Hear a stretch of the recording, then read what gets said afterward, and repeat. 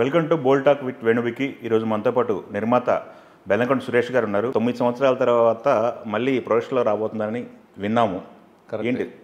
నేను రెజల్యూషన్స్ అంటూ ఏం లేవు. ఈ 25 years కంప్లీట్ అయింది సాంబయ్య రిలీజ్ అయ్యి. అది మెయిన్ సిల్వర్ జూబ్లీ ఇయర్గా ఫీల్ అవుతూ నెక్స్ట్ బర్త్డే కూడా కలిసి వచ్చింది కాబట్టి రెండు ఒకటేసారి చేసుకుందాం. ఎవ్రీ ఇయర్ నేను బర్త్డే దేవనార్ ఫౌండేషన్లో చేసుకుంటాను. ఇయర్ కూడా అక్కడే. అదే 9వ సంవత్సరాల నుంచి చేస్తున్నాను కానీ బయట ఎక్స్పోజ్ కానీ ఎక్కడ చేయలేదు. ఈ సంవత్సరం ఎక్స్పోజ్ ఎందుకు చేసుకుందాం అంటే నెక్స్ట్ ఇయర్ ఏప్రిల్ నుంచి ఓన్ ప్రొడక్షన్లో శ్రీ సాయి గణేష్ ప్రొడక్షన్స్లో మళ్ళీ సినిమాలు తీయాలి అని నిర్ణయం తీసుకొని స్టార్ట్ చేసే ముందు మళ్ళీ మనం చేస్తున్నాం అని తెలియాలి, మళ్ళీ మనం బయటికి రావాలి. కాబట్టి ఈ బర్త్డే సందర్భంగా సిల్వర్ జూబ్లీ ఇయర్ సందర్భంగా రెజల్యూషన్ అయితే అదే అని చెప్పారు. రెజల్యూషన్ అయితే అది. ఓకే. 8 సంవత్సరాలు 9 సంవత్సరాలు గ్యాప్ వచ్చింది సార్. ఆ గ్యాప్ రావడానికి కారణం తీసుకున్నారా వచ్చింది? లేదు, వచ్చింది తీసుకున్నా రెండు. Okay. 9 years back 2015 May 1st exact Ganga release super hit తోటే అవును ఆపేశాను. ఆ తర్వాత మా అబ్బాయి continue every year film release అవడం వల్ల గ్యాప్ అంటే గ్యాప్ ఏం లేదు. ఛత్రపతి ఫస్ట్ కాపీ బేసిస్లో నేనే చేసి ఇచ్చాను ప్రొడక్షన్. ఓకే. అల్లుడు ఆదర్శ్ ప్రొడక్షన్ నేనే చేశాను. బ్యాక్ ఎండ్ ఉన్నారు కానీ లైవ్ లైట్లో లైవ్ ఎండ్లోకి అవసరం లేదు. మళ్ళీ మనమే ప్రొడక్షన్ చేస్తుంటే పిల్లలకి ఇబ్బంది అయ్యింది. ఓకే.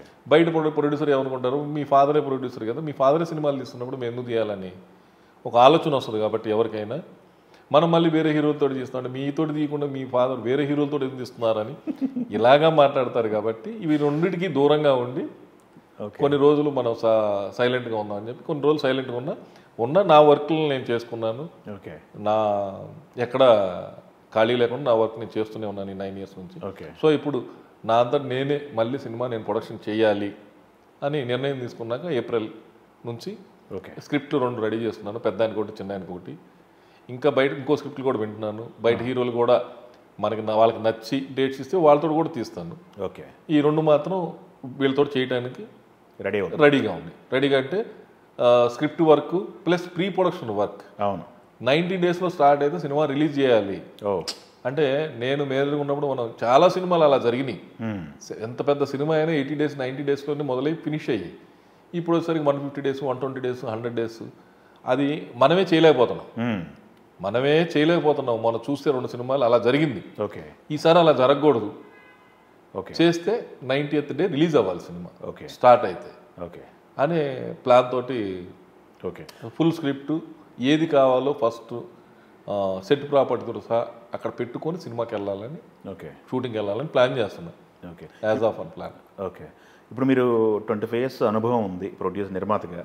మీరే అన్నారు ఇప్పుడు 90 daysలో అవ్వాల్సిన సినిమా 150 రోజులకి వెళ్తుంది. 120 రోజులు. ఎక్కడ తేడా జరుగుతుందని గమనించారు? ఆ తప్పు జరగకుండా రెక్టిఫై చేసుకుంటున్నాం అన్నారు. ఎక్కడ జరుగుతుంది అసలు అంటారు మీరు? తప్పు అంటే కొంతమంది డైరెక్టర్లకి విజన్ ఉంటుంది. ఇప్పుడు నేను పనిచేసిన డైరెక్టర్ గురించి మాట్లాడతాను, నేను బయట డైరెక్టర్ గురించి నేను మాట్లాడట్లేదు. ఓకే. వాళ్ళ పని టైం తెలియకుండా మనం మాట్లాడకూడదు. ఇప్పుడు వినాయక్ గారు అన్నాడు, ఆయనకి ఎంత కావాలో అంతే తీసుకుంటాడు. షార్ట్ డివిజన్ చేసుకొని ఆయనకి ఎంత కావాలో లెంత్ అంతే తీసుకుంటాడు. ఎక్స్ట్రా ఒక ప్రేమ కూడా ఉండదు. మొత్తం సినిమా మీద ఒక ½ hour ఎక్స్ట్రా ఉంటుంది. ఎడిటింగ్కి ఈజీగా ఉంటుంది ఎక్స్ట్రా లెంత్. అదే పూరి జగన్నాథ్ ఉన్నాడు, ఎంత లెంత్ కావాలి అంతే 15 నిమిషాలే ఉంటుంది లెంత్, ఎక్స్ట్రా లెంత్. ఈజీ అనమాట ఎడిటింగ్ చేయటం. ఓకే. అదే సాక్ష్యం సినిమా చూసాం, 130 రోజులు షూటింగ్, వర్కింగ్ డేస్. లెంత్ చూస్తే 4 గంటలన్నర 5 గంటలు ఉంది. ఎప్పటికి ఎడిటింగ్ అయ్యాను, ఎప్పటికి ఫినిష్ అయ్యాను. ఎడిటింగ్కి 6 నెలలు అయింది, అయినా అవ్వట్లేదు. ఓకే. ఇక ఫాస్ట్గా రిలీజ్ చేయాలని రిలీజ్ చేసాం. అది కొంత ఎడిటింగ్ వల్ల దెబ్బ వల్ల కూడా సినిమా దెబ్బతింది. సీజీ వర్క్ కూడా ఎక్కువ ఉంటుంది. సీజీ వర్క్ ఎక్కువ ఉంది, ఎడిటింగ్ కూడా సరిగ్గా చేయకపోవడం వల్ల సినిమా మంచి సినిమా ఎక్స్ట్రాడినరీ ఫిలింని ఒక ఎగ్జిక్యూషన్ ప్రాబ్లం వల్ల యావరేజ్ సినిమా అయింది. మీరు అబ్జర్వేషన్ గట్టిగా చేసినట్టున్నారు కదా. అబ్జర్వేషన్ అంటే పక్క జరిగి అబ్జర్వ్ చేయడం వేరు, లోపల ఉండి అబ్జర్వ్ చేయడం వేరు. కరెక్ట్. లోపల ఉండి అబ్జర్వ్ చేయడం వేరు. సో మీరు చెప్పింది నాకు తెలిసి 100% కరెక్ట్ అయి ఉంటుంది. ఆ తప్పులు జరగకుండా చూసుకుంటారంటున్నారు 90 daysలో. ఓకే. ఈ 25 years సినిమా కెరీర్ చూసుకుంటే మీకు ఏమనిపిస్తుంది? ఏమి అచీవ్ చేసామనుకుంటున్నారు? గ్యారంటీగా మనం వచ్చింది మనం మిడిల్ క్లాస్ నుంచే. మనకేమో ఆస్తులు నుండి ఈ సినిమా ప్రొడక్షన్లో డబ్బులు పెట్టి వచ్చిన వాళ్ళం కాదు. అసిస్టెంట్ డైరెక్టర్గా, కెమెరా అసిస్టెంట్గా, ప్రొడక్షన్ మేనేజర్గా వచ్చాము. వచ్చి ఈ రోజున 2 పిల్లలు హీరోలు అవ్వటం, ఒక పెద్ద ఆయన ఒక మంచి పొజిషన్లో ఉంటాం, అవును. మనం అందరం హ్యాపీగా ఉంటాం అంటే ఇది బెస్ట్ అచీవ్మెంట్ కిందనే నేను ఫీల్ అవుతాను. ఇదేమి తక్కువైంది కాదు, ఇలాంటి అవకాశం అందరికీ రాదు, నాకు వచ్చిన దాంట్లో నేను చాలా చాలా హ్యాపీగా ఉన్నాను. అచీవ్మెంట్ గ్రేట్గానే ఫీల్ అవుతాను నేను. ఎస్, బతుకు తెరువు కోసం ఇండస్ట్రీకి వచ్చారా, ప్యాషన్తో వచ్చారా మీరు? బతుకు తెరువు కోసమే, బతుకు తెరువు కోసమే వచ్చాను ఖచ్చితంగా. ప్యాషన్ ఏం లేదు నాకు, ప్యాషన్ ఓన్లీ పొలిటికల్స్. ఓకే, నాకు పొలిటికల్ ఇంట్రెస్ట్ ఉండేది. ఓ అవునా? నేను ఇంటర్ మీటింగ్ ఎక్కడ పెడితే అక్కడికి, నా 17 years ఏజ్లోనే పరిగెత్తేవాడిని. ఓ, ఎక్కడ పడితే అక్కడికి వెళ్ళేవాడిని. పొలిటికల్ ఇంట్రెస్ట్ ఉండేది. ఓకే, కలిసారా మరి ఆయన్ని? ఎన్ని సందర్భాలు కలిసింది? నేను చాలా సందర్భాలు కలిశాను. ఓకే, ఆయనతోటి నాకు జ్ఞాపకాలు ఉన్నాయి. ఓకే, అనుభవం ఉంది. ఆయన మంచి జ్ఞాపకాలు దాచుకున్నారు ఇండస్ట్రీ సంబంధించి, పొలిటికల్ చాలా. ఓకే, సూపర్ అండి. అయితే మీకు ఇండస్ట్రీకి బతుకు తెరువు కోసం వచ్చానన్నారు. బతుకు తెరువు కోసం వచ్చిన మనిషికి ఈ పొజిషన్ రావడం అంటే చిన్న విషయం కాదు, అది చాలా కష్టమైన విషయం. మీరు మీ జర్నీలో గుర్తుపెట్టుకోవాల్సిన వ్యక్తులు, నా జర్నీకి తోడ్పడారు వీళ్ళు అని చెప్పుకోవాల్సిన వ్యక్తుల గురించి చెప్పాలంటే ఎవరి పేరు చెప్తారు? మోహన్ బాబు గారు. అంతేనా? నాకు ఫస్ట్ నేను అసిస్టెంట్గా చేశాను. అసిస్టెంట్ చేసినప్పుడు జీతాలు ఇచ్చేవాళ్ళు కాదు, అప్రెంటిస్ లాగా చూసేవాళ్ళు. కొంచెం అసిస్టెంట్ అయినాక జీతాలు ఉండేవి కాదు. ఓకే, అప్పట్లో ఆ మెయింటెనెన్స్ ఇబ్బంది అయ్యేది. ఓన్ హౌసే, నాకు కృష్ణనగర్లో ఓన్ హౌసే ఉండేది, స్టిల్ ఉంది, కానీ మెయింటెనెన్స్ ఇబ్బంది అయ్యేది. అందుకని ఏం చేసాం, కెమెరా అసిస్టెంట్ బత్తాలు వచ్చాయి. ఓకే, కెమెరా అసిస్టెంట్కి వెళ్తే కెమెరా అప్పుడు బ్యాటరీ ఎంత ఉండేది, మోయాలి కదా, మోయాలంటే జ్వరం వచ్చేసేది ఒక్కో రోజు షూటింగ్. ఎందుకంటే గండిపేటలో అయితే కింద పార్కులో షూటింగ్ అయితే పై ఛార్జింగ్ పెట్టాలంటే బ్యాటరీ పైకి వెళ్ళాలి. ఆ మెట్లెక్కి అక్కడికి వస్తే జ్వరం వచ్చేది ఒక్కోసారి, అంత వెయిట్ ఉండేది కెమెరా కానీ భుజం కానీ. బత్తాలు వచ్చాయి, బేటాలు వచ్చేది, అందుకని హ్యాపీగా ఉండేది. ఆ బేటాలు బత్తాలతోటి ఎంజాయ్ చేస్తున్న లైఫ్లో అక్కడ కొంతమంది మళ్ళీ మన మీద ఉన్న ఆపరేటర్లు వాళ్ళు సరిగ్గా ఇచ్చేవాళ్ళు కాదు. ఓకే, షూటింగ్కి వెళ్తే మనకి హ్యాపీ, సండే వస్తే హ్యాపీ ఫీల్ అయ్యేవాళ్ళం, ఎందుకంటే డబల్ బత్తాలు వచ్చాయి, పండుగ వస్తే డబల్ బత్తాలు, ఇలా హ్యాపీగా ఉండేది, కానీ సరిగ్గా ఇచ్చేవాళ్ళు కాదు. ఓకే, సో ఇక్కడ నుంచి ఎట్లా డైవర్ట్ చేయాలి అనుకుంటుంటే ప్రొడక్షన్ నేర్చుకుందాం అంటే సుధాకర్ గారు అని ఆయన చనిపోయారు. ఆయన సీనియర్, ఆయన చెప్పిన దానికి ఫ్లైట్ వెళ్ళేది. హైదరాబాద్లో ఎయిర్ ఇండియా ఫ్లైట్ ఒకటే ఉండేది. ఆయన ఒకవేళ ఆర్టిస్ట్ ఇక్కడ 1 గంట షూటింగ్ లేట్ అయితే ఆ ఎయిర్పోర్ట్కి ఫోన్ చేసి 1 గంటలో వస్తారు, ఫ్లైట్ని డిలే చేయండి అనేవాడు. అంత మ్యానిపులేట్ చేసేవాడు ఆయన ఫ్లైట్ని. అదే గంట ఆగండి, వెళ్తారు, షూటింగ్ జరుగుతుంది ఇక్కడ, లేదా మా ప్రొడ్యూసర్ వస్తున్నాడు, మా హీరో వస్తున్నాడు, ఇలా ఆపగలిగాడు. నేను చూసేవాడిని. గంట డిలే అంటే గంట డిలేకి వెళ్ళేది. వెళ్ళదులేవా, ఆగు, వెళ్తుంది, షూటింగ్ అయిపోయి ఇలా మాట్లాడేవాడు. అందుకని హ్యాపీగా షూటింగ్లు అయ్యి టెన్షన్ లేకుండా. ఇప్పుడేంటి, పరిగెత్తాలి ఫ్లైట్ 3 గంటలు వెళ్ళాలి, 4 గంటలు వెళ్ళాలి. అప్పుడు 10 నిమిషాల్లో చేరుకునేవాడు బేగంపేట ఎయిర్పోర్ట్. 10 నిమిషాల్లో చేరుకునేవాడు. ఒక 5 నిమిషాల ముందు వెళ్తే సార్ ఫ్లైట్ ఎక్కించేవాడు. ఈ ఎక్స్కలేటర్ ఇవన్నీ లేవు, డైరెక్ట్గా ఫ్లైట్ దగ్గరికి వెళ్ళి ఎక్కడ. సో అక్కడ నుంచి ఆయన దగ్గర వర్క్ నేర్చుకున్నాను. ఆయన దగ్గర వర్క్ నేర్చుకోవడం అంటే తమాషా అనే విషయం కాదు, చాలా హార్డ్ వర్క్ను, చాలా ఆయన దగ్గర ఉన్న శాడిజం అంతా మన మీద చూపించేవాడు. ఓపిక ఉండాలి అంటే చాలా ఓపిక ఉండాలి. ఇప్పుడు అప్పుడు మనకి షూటింగ్లు జూ పార్కు, సంజీవి పార్కు, చార్మినార్, గోల్కొండ, ఈ లొకేషన్స్ లైవ్ లొకేషన్స్. ఇల్లు సెట్లు కంటే కూడా, స్టూడియోల కంటే కూడా ఎక్కువ లైవ్ లొకేషన్లో షూటింగ్ జరిగాయి. పలానా జూ పార్క్ పర్మిషన్ తీసుకొని పలానా అశోక్ హోటల్లో నువ్వు కూర్చో, నేను ఫోన్ చేస్తాను, ఎక్కడ రావాలో చెప్పేవాడు. ఎందుకంటే 10 సినిమాలు ఉంటే 10 సినిమాలకి ఆయనే మేనేజర్. ఓకే, 10 సినిమాలకి ఆయనే మేనేజర్. ఆయన మీద సెల్ ఫోన్లు లేవు. ఓకే, కానీ ఒక ల్యాండ్ మార్క్ పెట్టి కూర్చోవాలి. పర్మిషన్ తీసుకుని వచ్చి అక్కడ కూర్చునేవాడు. ఆయన ఫోన్లో ఇట్లా నెంబర్ చూడకుండా తిప్పేవాడు. మనిషిని చూస్తూనే టక్క ఏ నెంబర్ కావాలంటే ఆ నెంబర్ తిప్పేవాడు. ల్యాండ్ నెంబర్ తిప్పినాక పలానా పర్మిషన్ తీసుకొని అక్కడ ఉండు, నేను ఫోన్ చేస్తా అన్నాడు. ఆయన ఫోన్ చేసేవాడు. మనం అక్కడ కూర్చొని ఉండేవాడు. రిసెప్షన్కి ఫోన్ చేసేవాడు. ఉన్నాడా అంటే ఉన్నాడు సార్. 10 సార్లు 15 సార్లు మనం ఎప్పుడో యూరిన్కు పక్క వెళ్తాం చూడు, అప్పుడు చెప్పు నేను ఫోన్ చేశానని చెప్తాడు. అప్పుడు చెప్తాడు అనమాట. ఆడు రిసెప్షన్, ఇప్పుడేనా నీకు ఫోన్ వచ్చింది, సార్ ఫోన్ చేశారు, నువ్వు లేవని చెప్పాను. అరే మిస్ అయ్యా, మనం ఉంటే బాగుండేది, ఎక్కడ రమ్మని చెప్పేవాడు అని మళ్ళీ వెయిటింగ్. అలాగా వర్క్ నేర్చుకున్నాను. సహనాని పరీక్ష అన్ని వర్క్ నేర్చుకున్నాక ఫస్ట్ టైం జయకృష్ణ గారు సినిమా చేస్తున్నారు, ప్రొడ్యూసర్ జయకృష్ణ గారు. ఆయన దగ్గరికి వెళ్ళి, సార్ మేనేజర్ ఉద్యోగం కావాలంటే పల్లని తెలుసా అన్నాడు. తెలుసండి అన్న. అయితే ఎల్లుండి ఓపెనింగ్ అని అన్నప్పుడు నాకు ఫోన్ చేసి టైం ఫిక్స్ చేసి ఫోన్ చెప్పు అన్నాడు. నెంబర్ అండి అన్న, ఒక మేనేజర్ అయ్యండి నెంబర్ చెప్పండి అన్న. ఆయన నాకు ఇలా చూశాడు సీరియస్గా. నాకు అప్పుడు ఆ నిమిషంలో అర్థం కాలేదు. తర్వాత కిందకు వచ్చా, ఓ ఎంత తప్పు చేసాం.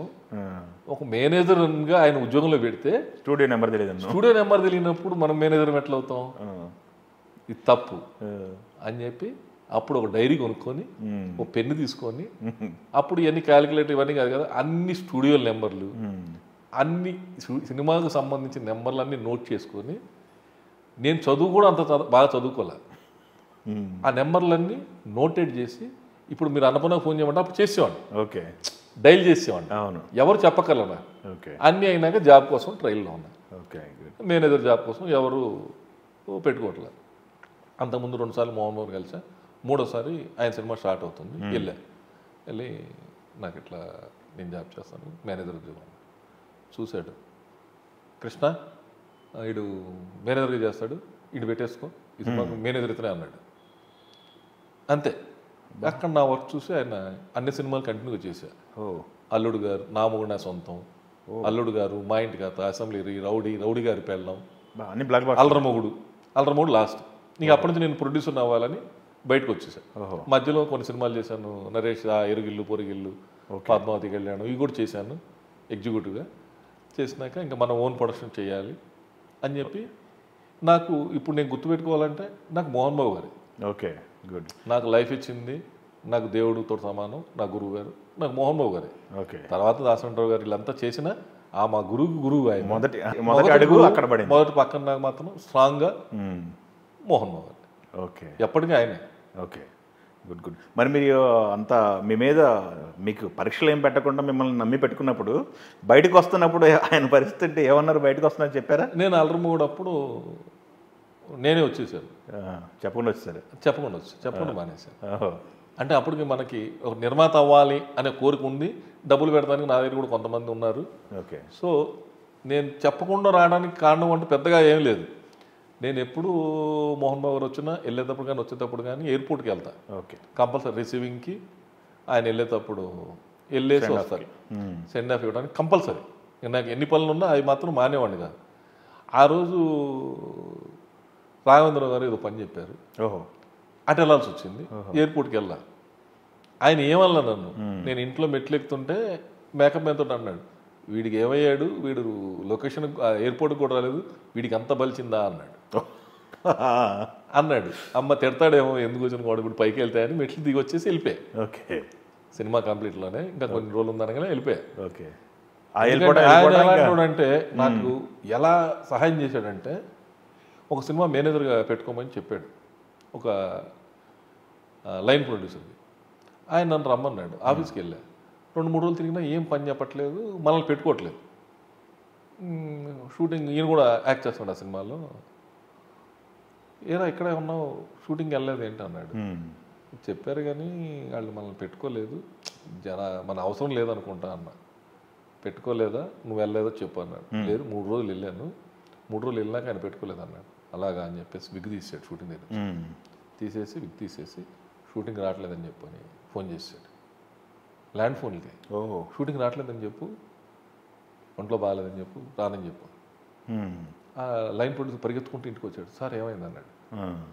నేను నీకు దగ్గరికి ఒక మనిషిని పంపించేటప్పుడు నువ్వు చెప్పు నాకు మనుషులు అవసరం లేదు అని. అంతే కదా. నేను చెప్పినప్పుడు సరే అని చెప్పి ఈ మనిషిని మా వాడిని తీసుకెళ్ళి 3 రోజులు తిప్పి నువ్వు పని చెప్పకుండా పెట్టుకోకుండా ఉంటే నీ ఉద్దేశం ఏంటి?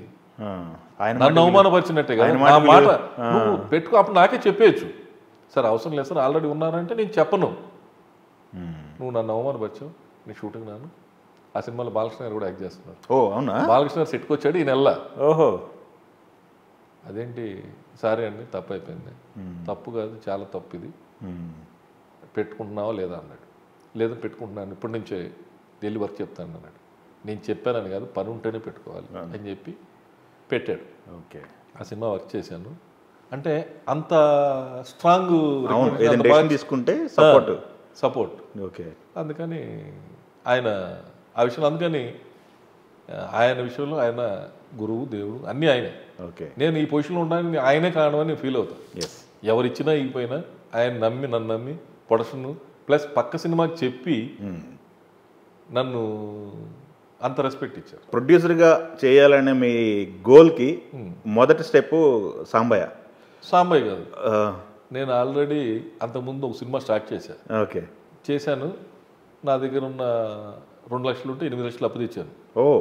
10 లక్షలు పెట్టి విజయబాబు రెడ్డి గారిది ఫస్ట్ యాక్చువల్గా నేను డైరెక్ట్ చేయాలనుకున్నా. నేను డైరెక్టర్ అవ్వాలనుకొని ప్రెస్ మీట్ కూడా పెట్టాను. హిందీ మరాఠీ సినిమా ఒకటి కొన్నా, ఆయేషా మహేష్ అత్త ఒక ఇంటి కోడలే అని చెప్పి.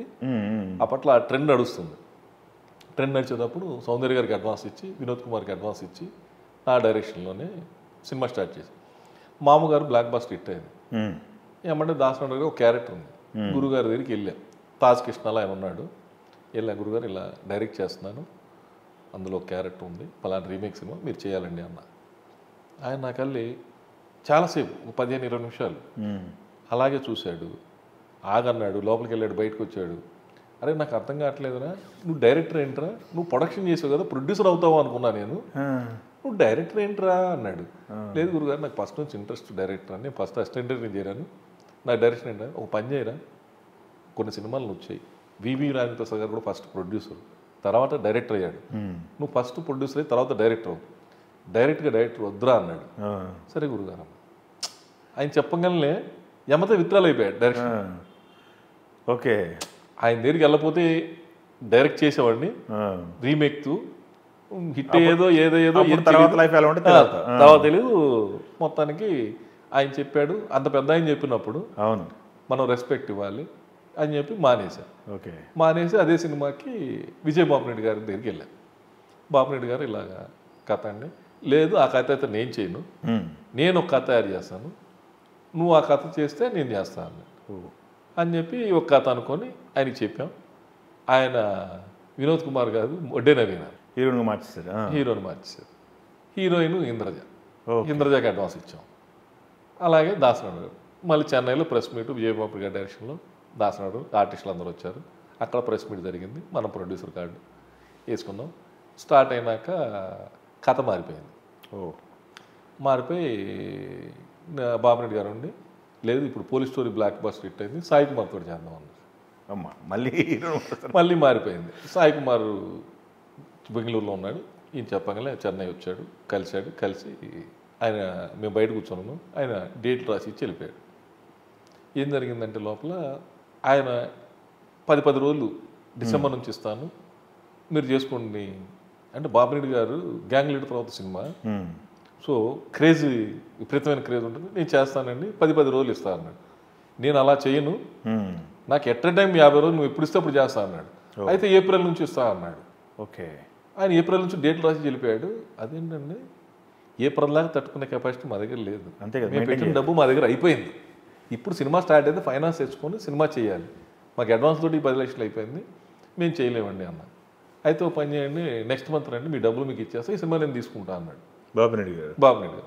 ఓకే డన్ అనే వచ్చేసాం. వెళ్తే ఆయన తీసుకుని అడ్వాన్స్ ఇచ్చాడు, ఖర్చు పెట్టింది ఏమీ ఇలా. ఇదేంటంటే, అవును నేను నా డబ్బులు ఇస్తా అన్నాను, అవన్నీ నాకేంటి సంబంధం, ఇప్పుడు నేను పెట్టుకోవట్లేదు, నా సినిమాలో ఇంద్రజ కాదు సంగవి, నా దాంట్లో ఆ హీరో లేరు, ఈ హీరో అని చెప్పేసి ర్యాంక్ ఇంకా 1,50,000 పట్టుకుని వచ్చాం. 8 లక్షలు పోయింది. సో అది ఆగిపోయింది. ఆయన ఆ ప్రొడక్షన్ చేసుకున్నాడు. తర్వాత మళ్ళీ ఫ్రెండ్స్ని పట్టుకుని వాళ్ళని పట్టుకుని మళ్ళీ సినిమా స్టార్ట్ చేశా. కరెక్ట్గా షూటింగ్ స్టార్ట్ అయింది, ఫినిషింగ్ టైంలో గొడవ పెట్టుకున్నాడు పార్ట్నర్.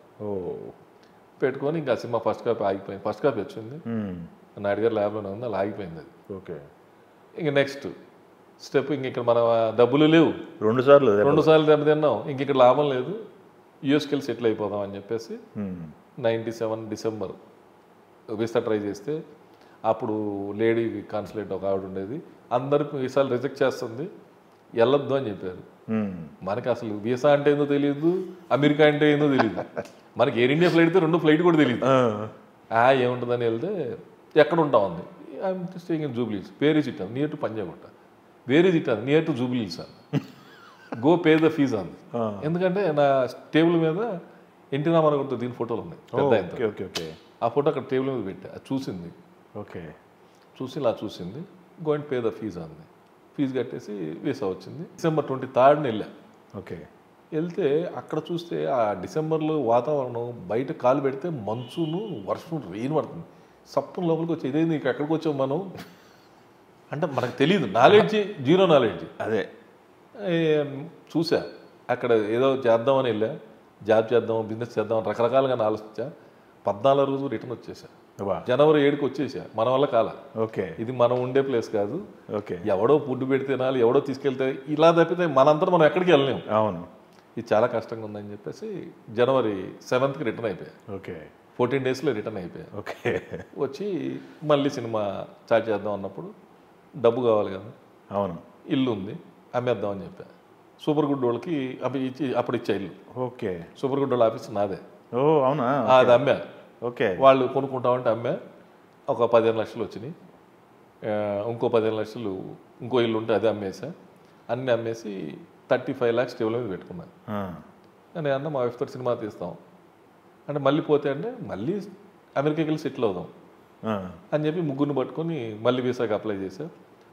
స్పాన్సర్ వచ్చి గుమ్మలూరు శాస్త్రి గారు, పడమటి సంధ్యారాగం లాక్ చేశాడు, ప్రొడ్యూసర్ కూడా. ఓకే. ఆయన స్పాన్సర్ చేశాడు నాకు. ఓకే. నాకు మా వైఫ్ పిల్లలకి అందరికీ ఆయనే స్పాన్సర్ చేశాడు. వెళ్తే వీసాలు వచ్చేసింది. సో వీసాలు రెడీ, ఎంటైర్ ఫ్యామిలీకి వీసాలు రెడీ, మా మదర్తో సహా అందరికి వీసాలు రెడీ. సో ఇప్పుడు మనం ఇక్కడ లేకపోతే అమెరికాకి వెళ్ళి సెటిల్ అవ్వచ్చు అంతే అని ఒక ధైర్యం. ఫస్ట్ సెకండ్ స్టేజ్ ఎలా ఉండాలనేది అనుకొని 35 లక్షలతోటి ఒక సినిమా స్టార్ట్ చేద్దామని చెప్పి ఆఫీస్ తీసి ఆఫీస్లో సిట్టింగ్స్ జరుగుతున్నాయి. తిరుమలకి వెళ్దాం అనుకొని తిరుమలకి వెళ్ళి వచ్చి సినిమా స్టార్ట్ చేద్దామని తిరుమలకి వెళ్ళాం. వెళ్ళాక మా వైఫ్ ఉండి కాదండి తిరుమలకి వెళ్ళొచ్చి కొండ దిగుతుంటే కాణిపాకం కూడా వినాయకుడు ఫేమస్ అంటే వెళ్ళొద్దాం. మనం అనుకుని రాలేదు, మనం తిరుమలకి వచ్చాం, వెళ్దామంటే లేదు లేదు వెళ్ళాలని. సరే మొండిగా అంటే సరే ఆ డ్రైవర్ని అడిగా, దగ్గరే అన్నాడు. సరే పద అని కాణిపాకం వెళ్ళాం. కాణిపాకం దర్శనం చేసుకొని హైదరాబాద్ వచ్చాం. రాగానే పొద్దున్నే పేపర్ చూస్తే శివర్ షెడ్యూల్ అని ఉంది పేపర్లో. ఎమ్మటే శ్రీహరి ఇంటికి ఫోన్ చేస్తే పేజర్లో పలానా షూటింగ్లో ఉన్నాడు, పేజర్ నెంబర్ ఇచ్చారు. ఆ పేజర్కి మెసేజ్ పెట్టా.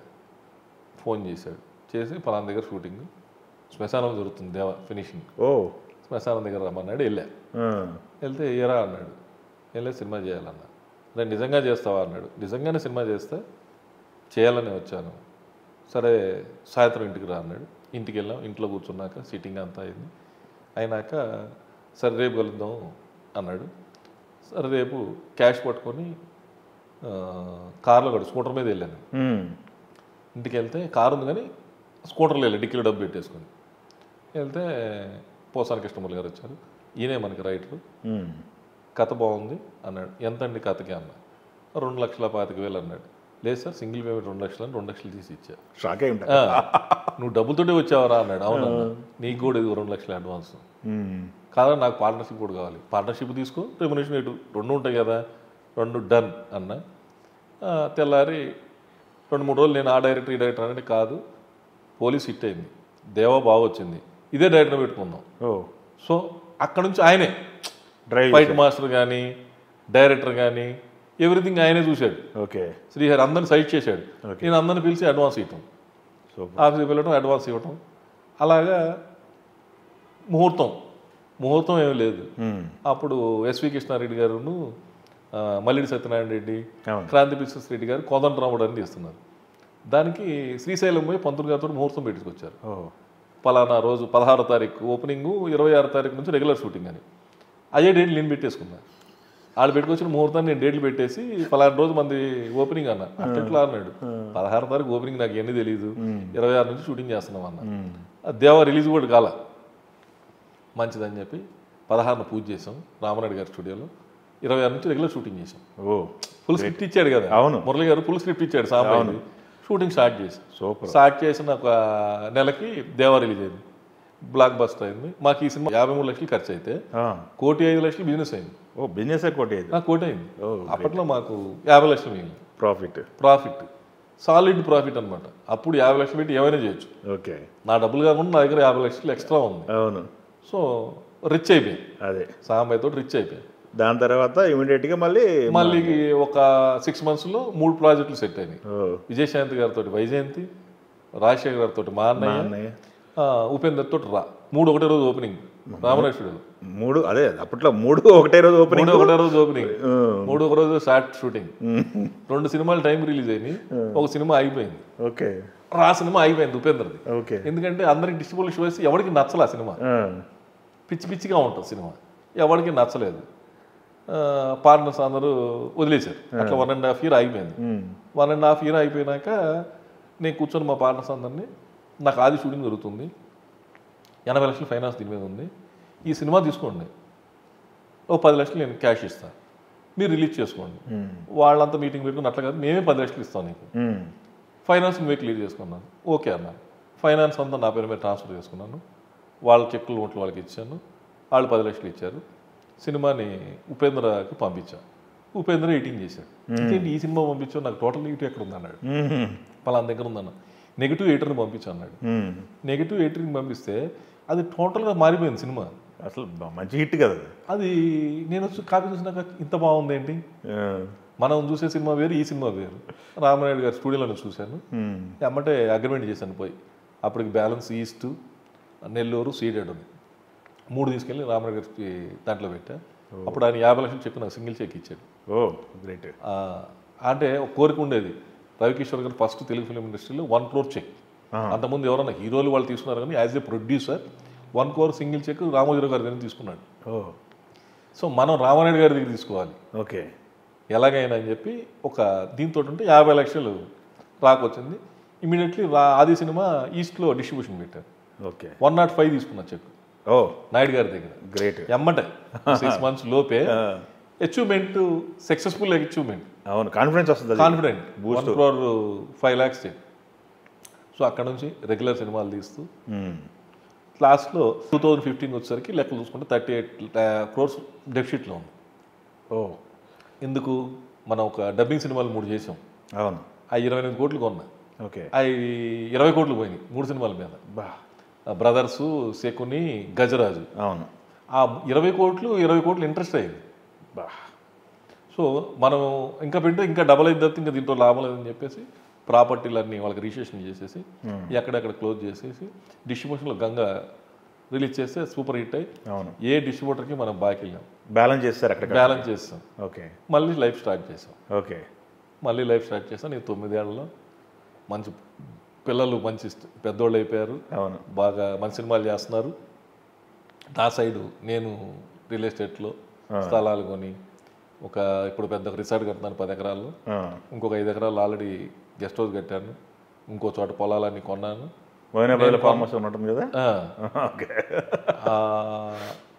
Full happy. ఓకే, ఇప్పుడు మళ్ళీ ప్రొడక్షన్ చేస్తే మా ఫైనాన్స్ కూడా మీరు చేస్తే మీకు ఎంతకాలం ఫైనాన్స్ చేస్తారన్నది. ఓకే, సో వాళ్ళు చేస్తారని కాదు, కానీ ఈరోజు మనం కూడా డబ్బు పెట్టుకొని మళ్ళీ స్టార్ట్ చేయాలని చెప్పి అన్నీ రెడీ చేసుకొని కాన్ఫిడెంట్గా ఏప్రిల్ నుంచి చేద్దాం. సూపర్ అండి, ఎక్సలెంట్. మీ జర్నీ మామూలు జర్నీ కాదు ఇది. మీ ఇండస్ట్రీలో మీ పేరు మీద ఒక సామెత తిరుగుతుంటుంది, ఒక సేయింగ్, కొటేషన్ లాగా. అది మీ దాకా వచ్చిందో లేదో, మీరు చెప్పింది మీరు ముందు గుర్తుందో లేదో తెలియదు. మందులోకి సోడా కావాలంటే సోడానే తెచ్చుకోవాలి, వాటర్తో కాంప్రమైజ్ అవ్వకూడదని చెప్పి మీరు చెప్పారని మీ పేరు మీద తిరుగుతుంటుంది. కాంప్రమైజ్ అవ్వకూడదని చెప్పేసి. కాంప్రమైజ్ అవ్వకూడదు. సినిమాల విషయంలో కూడా నేను సినిమా చేసేప్పుడు కందిరికి అప్పుడు 12 కోట్లు మార్కెట్, నాకు 17-60 అయింది. అబ్బా, నేను కాంప్రమైజ్, సినిమా హిట్ అవ్వాలి, బాగుండాలి. అవును, కాంప్రమైజ్ తీస్తే అలాగే ఉంటుంది అంతే.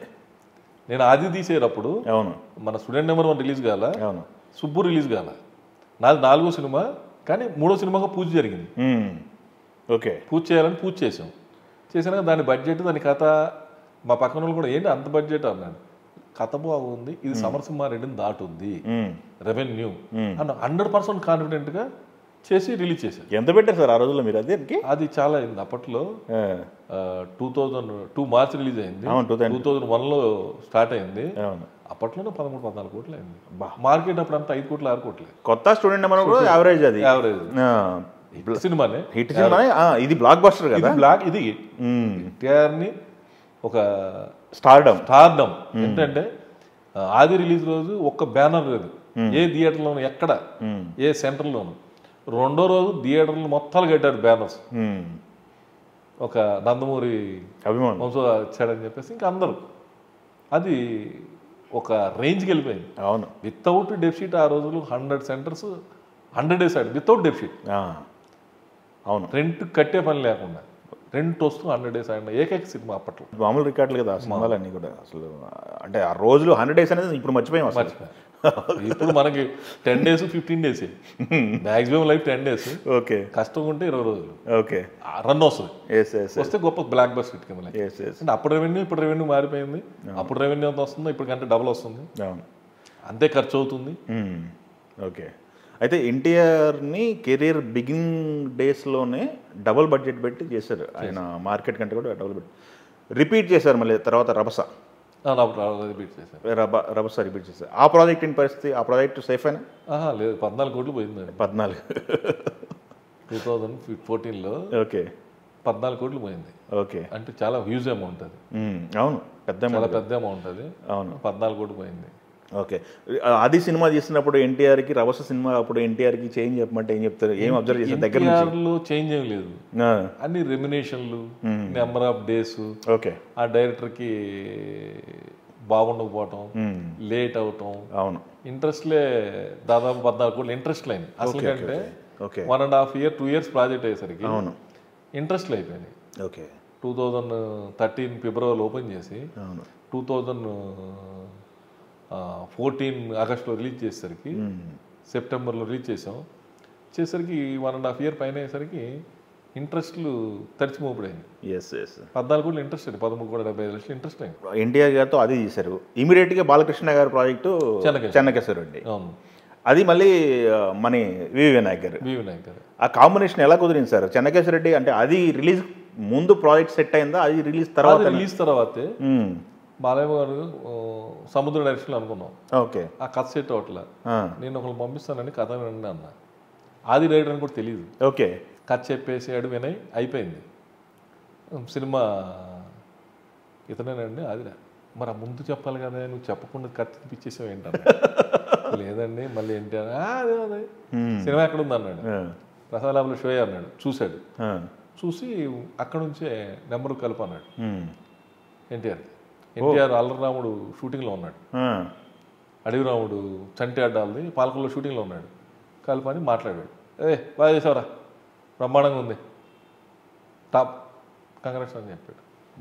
Great person. అందుకే బాలకృష్ణ గారు అప్పటి నుంచి ఇప్పటివరకు ఎప్పటికైనా ఎవర్ గ్రీన్ నెంబర్ 1 హీరో. నేను చేసిన హీరోల గురించి చెప్తున్నా, మిగతా హీరోల గురించి చెప్పట్లా. నేను చేసిన హీరోలో నెంబర్ 1 హీరో అంటే ఆయనే, బాలకృష్ణ గారు. టాప్, ఏ కల్మషం ఉండదు, కూల్. ఓకే. అంటే హార్ట్ దగ్గర హార్టే, కూల్ దగ్గర కూలే. Okay.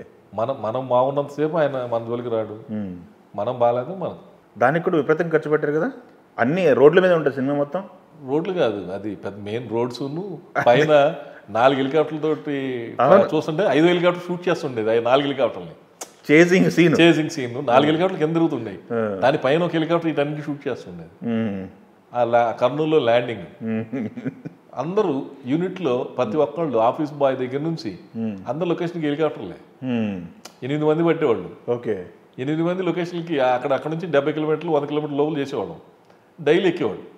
Daily up and down journey. ఈ రోజు ఒకళ్ళు ఎక్కితే రేపు ఒకళ్ళు అట్లా యూనిట్ రోజు. ఎన్ని రోజులు రెంట్ తీసుకున్నారు వాటిని? 6 రోజులు 7 రోజులు. సో వీళ్ళందరూ ఎక్కేవాళ్ళు, అందరూ అసిస్టెంట్ నుంచి ఎంజాయ్ చేసేవాళ్ళు హెలికాప్టర్. Okay, super. అసలు అది థియేటర్లో సత్యరెడ్డి అనే డైలాగ్కి మారుమోగిపోయింది. అదొకటి. పాటలు కూడా అది 50 days వచ్చినప్పుడు రిపీట్ సాంగ్స్ వేయించుకునే వాళ్ళు దగ్గరుండి గొడవ చేసి. మొన్న లాస్ట్ ఇయర్ బర్త్డేకి రిలీజ్ చేసినప్పుడు కూడా ₹1 కోటి షేర్ వచ్చింది. అదొక రికార్డే. గుడ్. మళ్ళీ అక్కడే స్టార్ట్ అయింది రెవెన్యూ. అవును, రిలీజ్లు కూడా చేస్తే. కానీ రేపు రిలీజ్ అవుతుందనగా మాకు కూడా ఎక్స్పెక్టేషన్ లేదు. రేపు రిలీజ్ అయ్యిందనగా కూడా ఈరోజు మామూలుగా క్యాజువల్గా ప్రెస్ మీట్ పెట్టాం. క్యాజువల్గా ఏం డబ్బు ఖర్చు కాలేదు, కానీ ఓకే డబ్బులు. ఓకే. అయితే చెన్నకేశ్వరరెడ్డి, దాని తర్వాత మళ్ళీ బాలకృష్ణ గారితో లక్ష్మీ నరసింహ 2 ప్రాజెక్టులు. చెన్నకేశ్వరరెడ్డి మీకు ప్రాఫిట్ తెచ్చిందా? లక్ష్మీ నరసింహ ప్రాఫిట్ తెచ్చిందా? బ్యాలెన్స్ చేసిందా? లేదు. చెన్నకేశ్వరరెడ్డి హెవీ ప్రాఫిట్ కాదు. 5 కోట్లు ఆ రోజుల్లోనే 5 కోట్లు మిగిలినాయి. ఓకే. లక్ష్మీ నరసింహ ప్రాఫిట్ ఫిల్మే. ఓకే. 2 profit films. ఓకే. నేను తీసిన సినిమాల్లో నాగవల్లి కానీ, బాడీగార్డ్ కానీ, వెంకటేష్ బాబుతో 2 ప్రాఫిట్ ప్రాజెక్ట్స్. నాకు మేజర్ పోయిందంటే ఆటోగ్రాఫ్. అద్భుతమైన సినిమా. అవును. కానీ అది ఎందుకనో ఆ టైంలో మేము ఆగస్ట్ 11th రిలీజ్ చేసాం. ఇమీడియట్లీగా చిరంజీవి గారి సినిమా శంకర్దాద ఎంబీబీఎస్ పడింది. ఓ పైగా రవితేజ్ గారికి ఉన్న ఇమేజ్ వేరు, అవును, ఆయనకున్న ఇమేజ్ వేరు, ఆయన ఆయనకున్న స్టూడెంట్ వేరు, అది వేరు, మనం తీసింది వేరు. అది ఎవరిని ఏం తప్పు పట్టడం లేదు. అవునవును. సినిమా ప్రాబ్లం కాదు, కథ ప్రాబ్లం కాదు, సాంగ్స్ ప్రాబ్లం కాదు. ఈ రోజుకి రింగ్ టోన్లు మౌనంగానే ఎదగమని సాంగ్స్ పెట్టుకుంటారు, మారిపోతుంటాయి. అవును. కానీ ప్రాబ్లం వచ్చి హీరో. మనం అతనితోటి ఆ సాఫ్ట్ క్యారెక్టర్ అందరం అనుకున్నాం. అవును. ఫస్ట్ మార్కెట్ అయ్యిద్ది, సినిమా థియేటర్ జనాలు వస్తారు, బాగుంది అంటారు కదా. అవును. కాకపోతే ఆ వెళ్ళిన ఫ్యాన్స్ వాళ్ళంతా. కానీ రిలీజ్ రోజు మార్నింగ్ షో మెయిన్ థియేటర్కి వెళ్ళాం. మాకు చెప్పినా వినకుండా చిన్న పొరపాటు చేసాం. ఎస్ గోపాల్ రెడ్డి గారు మేము ఎంతో ఎక్స్పీరియన్స్ ఉండి ఎంతో అనుభవం ఉన్న పర్చూర్ బ్రదర్స్ మాట మేము వినలేదు. ఆ సినిమాకి వాళ్ళే డైలాగ్స్ రాశారు. వాళ్ళు ఏం చెప్పారంటే, సినిమాలో మలయాళం డైలాగులు ఎక్కువ ఉంటాయి, వాటిని మనం తెలుగులో చెప్పించేద్దాం డబ్బింగ్లో. ఇది మనం ఒక కార్డు వేసుకుందాం, మనకు అర్థం కావటం కోసం ఆ భాషను తెలుగులో వాడాము అని వెనక బ్యాక్గ్రౌండ్. ఆమె మలయాళంలో మాట్లాడుతుంది, తెలుగు డైరెక్టర్ అది పెప్పిపోద్ది, అది అట్లా చేయడానికి లేదన్నాడు. రిలీజ్ రోజు థియేటర్కి వెళ్ళాం మార్నింగ్ షో. జనాలు సినిమా చూస్తున్నారు, ఒక డైలాగ్ ఉంటుంది, ఆమె మలయాళంలో వాడికి చెప్పుద్ది, హీరో క్యారెక్టర్కి చెప్తే హీరో పక్కన సునీల్ పెడతాడు. ఆమె ఏం చెప్పిందో నాకు అర్థం కాలేదు, ఐ లవ్ యూ చెప్పిందా, ప్రేమించలేదని చెప్పిందా, చెప్పుకొని కొడతాను, ఏందని నాకు అర్థం కాలేదని థియేటర్ నుంచి మాకు అర్థం కావట్లేదని కాల్ చేశాను. మాకు అర్థం కాలేదురా అని అర్చన చేశారు. అప్పుడు కరెక్ట్, మనం తప్పు చేసాం, ఏం చేయలేము. ఇప్పుడు అంతే ఎయిర్లోకి వెళ్ళిపోయింది కదా, వెళ్ళిపోయింది, జనాల్లోకి వెళ్ళిపోయింది. ఎప్పుడైతే బ్రదర్స్ మాట వినలేదు, వాళ్ళు కూర్చోబెట్టి చెప్పారు, ఇది కరెక్ట్ అయ్యే సినిమా, మంచి సినిమా, మనం అన్ని సినిమాలకి వేస్తున్నాం అట్లా. హీరో ఎక్కడ పంజాబ్లో ఉన్నాడంటే అక్కడ పంజాబ్ మాట్లాడితే మనకేం అర్థమైంది, మేము చాలా సినిమాలకి చేసాం, ఈ సినిమా కూడా చేద్దాం, ఏం కాదంటే మొండిగా వినలేదు గోపాల్ రెడ్డి గారు. వినకపోవడం వల్ల జరిగిన డ్యామేజ్. ఇప్పటికీ మంచి సినిమా అది, మంచి సినిమా. అప్పుడు సబ్ టైటిల్స్ ఇవన్నీ చూసేవాళ్ళు కాదు, ఇప్పుడు మళ్ళీ సబ్ టైటిల్స్ చేసి రెడీ చేశారు. 4Kలో రిలీజ్ చేస్తారా? రిలీజ్ చేస్తారు. Next birthday, Ravitej birthday release చేద్దాం అని రెడీ చేసి పెట్టా. Super super. ఎట్లా ఉంటుందో ఆ రోజు రిలీజ్. మీరు చేసిన హీరోలతోనే రిపీట్ చేస్తూ వచ్చారు. హీరోలతో రిలేషన్ ఎలా ఉంటుంది మీకు, ఎలా మెయింటైన్ చేస్తారు? రవితేజ గారితో 2 సినిమాలు ఇప్పుడు, మరి ఆటోగ్రాఫ్ ప్లస్ శంభో సినిమా. ఏం రిలేషన్ ఏముంది, మనం మంచి సినిమా తీస్తున్నప్పుడు రిలేషన్ అలాగే ఉంటుంది. మొన్న కూడా రీసెంట్లీ కూడా రవితేజని కలిశాను, సినిమా చేద్దాం అన్నాను, చేద్దాం అన్నాడు. ఎక్కడ రిలేషన్షిప్ పోలేదు, ఎవరితోటి గొడవ లేదు, హ్యాపీగానే జర్నీ ఉంది, హ్యాపీగానే సినిమాలు. అఫ్ కోర్స్ హీరోయిన్స్ విషయానికి వచ్చినా కానీ ఒక సినిమా చేసిన హీరోయిన్ మీ సినిమాలో 2 సినిమాలు 3 సినిమాలు చేసిన సందర్భాలు ఉన్నాయి. అవును. అది కాకుండా మీ మీద ఒక టాక్, అప్పుడు నిజమో కాదో మీరే చెప్పాలి, హీరోయిన్స్కి రెమ్యునరేషన్ ఎక్కువ పెంచేస్తున్నారు, వాళ్ళంకొండ సురేష్ గారు ఎక్కువ ఇచ్చేస్తున్నారని చెప్పి కంప్లైంట్. సమంత గారికి 3 ప్రాజెక్టులు ఎక్కువ ఇచ్చారని చెప్పేసి. ఎక్కువ ఇచ్చానో తక్కువ ఇచ్చానో తెలియదు, ఎక్కువ మాత్రం వాస్తవం. అంతేనా? ఇప్పుడు నిన్న యూట్యూబ్లో రాశారు, ఫస్ట్ ₹1 కోటి తీసుకున్న హీరోయిన్ అని, ఎవరో కనిపెట్టండి అని. ఇలియానే అని తర్వాత లోపల చూస్తే ఉంటుంది, ఇలియానికి ఫస్ట్ ₹1 కోటి ఇచ్చారు, అప్పుడు 50 లక్షలు తీసుకుంటుంది అమ్మాయి. మరి తరుణ్ హీరో, తరుణ్ పక్కన ఎందుకు చేస్తుంది ఇలియానా? అమ్మాయి టాప్ లో ఉన్నప్పుడు తరుణ్ పక్కన చేయనుంది, అమ్మ కథ ఇది, ఏదో నీకు ₹1 కోటి ఫస్ట్ ఎలిమినేషన్, దీనికి ఇష్టం ఉంటే చెయ్యి, ఎందుకు చేయరు? అలాగా కొన్ని టెంప్టేట్ చేయాల్సి వస్తున్న పరిస్థితి వస్తుంది. మనం ఒక కొత్త హీరోతో చేసేటప్పుడు, లేకపోతే కొంచెం డ్యామేజ్లో ఉన్న హీరోతో చేసేటప్పుడు మన సినిమా ప్రాజెక్ట్ని కాన్ఫిడెంట్గా చేయాలి, గ్లామర్ తెచ్చుకోవాలి, కమర్షియల్ చేయాలి, అన్ని చేయగలిగితేనే సినిమా. నేను చేసినట్టుగా ప్రమోషన్ నేను క్రియేట్ చేసేవాడిని, ఎలా చేయాలి, మనం ₹10 వాళ్ళకి ఇచ్చామంటే అది ₹20 మీ మార్కెట్ కావాలి, పబ్లిసిటీ కావాలి, మనకి పేరు రావాలి, సినిమా ఆడాలి అని ఆ టైప్ ఆఫ్ లో అన్ని ఫస్ట్ నుంచి మీ హిస్టరీ వింటా ఉంటే డేర్ స్టెప్లు అన్ని. నేను ఒక హీరోయిన్కి ఢిల్లీ కథ చెప్పడానికి వెళ్ళా, అమ్మాయి తెలుగులో చేయను అంటే, నేను వచ్చి కథ చెప్తాను, మరి డేట్ లేవన్నా, నేను వచ్చి కథ చెప్తా, నచ్చకపోతే చెయ్యి, నచ్చితే చెయ్యి, నచ్చకపోతే చెయ్యిపోక. సరే అన్న. అప్పుడు ఒకటే ఫ్లైట్ ఎయిర్ ఇండియా, ఢిల్లీ వెళ్ళాను. వెళ్ళేసరికి ఫ్లైట్ డిలే, రాత్రి 1:32 అయింది. వాళ్ళ అమ్మ కూతురు కూర్చున్నారు, కథ చెప్పన్నారు, కథ చెప్పేశాను. సూపర్గా ఉంది కథ అని చెప్పేసి సైన్ చేసేసి డబ్బులు తీసుకొని నేను హైదరాబాద్ వచ్చాను. ఓకే. నేను ఏ సినిమా కథ చెప్పి ఉంటాను, నేను ఆది కథ చెప్పే వాళ్ళకి. నెక్స్ట్ సినిమా తీయబోయేది వేరే సినిమా, నేను ఆది కథ చెప్పాను, వాళ్ళు సూపర్ అన్నారు. అంటే సైన్ అయిపోయింది, వచ్చి సినిమా చేశారు. ఆ కథని ఎందుకు విన్నారా లేదో తెలీదు, ఈ కథ చేశారో లేదో తెలియదు అన్నట్టుగా కొంతమంది ఉన్నారు. కొంతమంది ఉన్నారు. ఇప్పుడు సౌందర్య గారు ఉన్నారు, కథ వింటే వచ్చినాక మళ్ళీ ఏం కథ చేస్తున్నావు అని అడుగుతారు. ఇప్పుడు సమంత గారు ఉన్నారు, వచ్చి అడుగుతారు ఏ సినిమా చేస్తున్నావు అని తెలుసుద్ది. మరి నేను చెప్పిన అమ్మాయి టాప్ హీరోయిన్, తెలుగులో ఇండస్ట్రీ ఏం అమ్మాయి, మరి నేను ఆది కథ చెప్తే చేసి వేరే సినిమా చేసి వెళ్ళింది. అవునా? మీ సినిమా టాప్ హీరోయిన్ భూమిక అనగారా? భూమిక గారు ఆటోగ్రాఫ్, అది రీమేకేగా చేయటమే. మీరే గెస్ చేయండి, గెస్ చేయకపోతే చెప్తాను. ఎవరో చెప్పండి ఆడియన్స్ కూడా. Shriya Chennakeswara Reddy. Okay okay, super super. అయితే మామూలు మ్యానిపులేట్ చేయలేదు మీరైతే. మ్యానిపులేట్ కాదు, నాకు అవసరం అంతే, కావాలనుకున్నా చెప్పాలి, తెచ్చుకున్నారు అంతే. తెచ్చుకున్నాను. సూపర్. అయితే లక్ష్మీ నరసింహ ఆసింది అప్పుడే. అవును, శివమణి అది బ్లాక్ బస్టర్ హిట్ అయింది. ఆమె ఓకే ఎమ్మటే చేసింది. పూరి జగన్నాథ్ రికమెండ్ చేశాడు, చేయండి బాలకృష్ణ బాగుంటుంది, ఎమ్మటే చేసింది. ఓకే. మన బ్యానర్ నుంచి పరిచయమైన డైరెక్టర్లు ఉన్నారు కొంతమంది. వి వినాయక్ గారు, కందిరిగ వాసు. వినాయక్ గారికి మీకున్న రిలేషన్ బయట కనపడుతుంది. మిగతా డైరెక్టర్ల పరిస్థితి, మీతో పనిచేసిన డైరెక్టర్ల పరిస్థితి కంఫర్ట్ ఉన్నారు. 4 సినిమాలు డైరెక్ట్ చేశాడు కందిరిగ వాసు. కందిరిగ, రభస, అల్లుడు అదర్స్. బయట సినిమా ఒకటే చేశాడు, మళ్ళీ ఇప్పుడు 5వ సినిమా కూడా నాతో కూడా చేస్తాడు. అవునా? మీతో మాతో చేస్తాడు. అవునా? రిలేషన్ బాగుందా? బాగుంటేనే 5వ సినిమా చేస్తాడు. Okay, super. 4 సినిమాల్లో 3 సినిమాలు ఉన్నాయి, మళ్ళీ 5వ సినిమా కూడా నాది కదా, ఒకటే సినిమా కదా బయట చేశాడు. అవును. అయితే ఇప్పుడు మనం ఇందాక మాట్లాడుకుంటా ఒక్కొక్క సినిమాకి సంబంధించి పని దినాలు పెరుగుతున్నాయని చెప్పేసి మాట్లాడుకున్నాం సార్. మీతో పనిచేసిన డైరెక్టర్స్ ఎవరు షార్ప్గా మీరు సినిమాకి ఎంత కావాలో అంత తీసుకొని పని దినాలను తగ్గించిన వాళ్ళు, లేకపోతే స్పీడ్గా చేసే డైరెక్టర్లు అంటే ఎవరు చెప్తారు? పూరి జగన్నాథ్ గారు, వి వినాయక్ గారు. వాళ్ళు ఏం కావాలో ఎంత లెంత్ కావాలో అంతే తీస్తారు. పూరి గారు కానీ ఓకే, నేను గొల్లిమారి చేశాను, ఎక్స్ట్రా ఒక్కరోజు కూడా షూటింగ్ జరగదు. ఏమనుకున్నాడు, అది పొద్దున్న 9కి మొదలు పెడితే 6కి ప్యాకప్ అయ్యి 5కి 4:30కి అయిపోద్ది. ఆ రోజు అనుకున్న బ్యాలెన్స్ వర్క్ కానీ పెండింగ్లు కానీ ఏ ఉండాలి. అలాగే వినాయక్ గారు కూడా ఓకే, పెండింగ్ ఉండదు. ఏమనుకున్నాడు అది ఓకే ఒక హాఫ్ అన్ అవర్ ముందే అయిపోద్ది తప్పితే హాఫ్ అన్ అవర్ డిలే చేసేసి వాళ్ళని వీళ్ళని రిక్వెస్ట్ చేసుకునే పని ఉండదు. హాయిగా హ్యాపీగా వెళ్ళామా, షూటింగ్ ఎంజాయ్ చేసామా, వచ్చామా. ఓకే. మిగతా కొంతమంది డైరెక్టర్లతో మనం ఎంజాయ్ చేయలేము. బడ్జెట్లో పెంచిన డైరెక్టర్లు ఉన్నారా? బడ్జెట్లో పెరిగినాయి అనుకున్న దానికంటే? అంటే బడ్జెట్లు అనుకోని కారణాల వల్ల పెరుగుతాయి. ఇప్పుడు చెప్పారు. అవును, డైరెక్టర్ ప్రాబ్లం వల్ల రకరకాల ప్రాబ్లమ్స్ వచ్చేసి రకరకాలుగా అయింది తప్పితే వాంటెడ్లీగా ఎవరు బడ్జెట్ పెంచాలంతే. మీ అబ్బాయి సినిమాకి, అల్లుడు సినికి మీరు పెడుతున్న బడ్జెట్ గురించి ఇండస్ట్రీ మొత్తం రకరకాలుగా మాట్లాడారు. ఒక పాట తీస్తున్నారంట, అసలు ఏం సెటిల్ వేస్తున్నారు, ఏం బడ్జెట్ ఖర్చు పెడుతున్నారు, ఇవన్నీ మాట్లాడుకుంటూ వచ్చారు. అవన్నీ మీరు నాతో కూడా అన్నారా? ఒక అతను వచ్చి సినిమా ఇలా తీయాలి, మనం 10 కోట్లు ఒక సినిమా, 10 కోట్లు ఒక సినిమా, 3 సినిమాలు ఏదో ఒకటి బ్లాక్ బస్టర్ అయితే 3 దొబ్బితే ఏంట్రా నాయన అన్న, 30 కోట్లు పోతాయి కదా.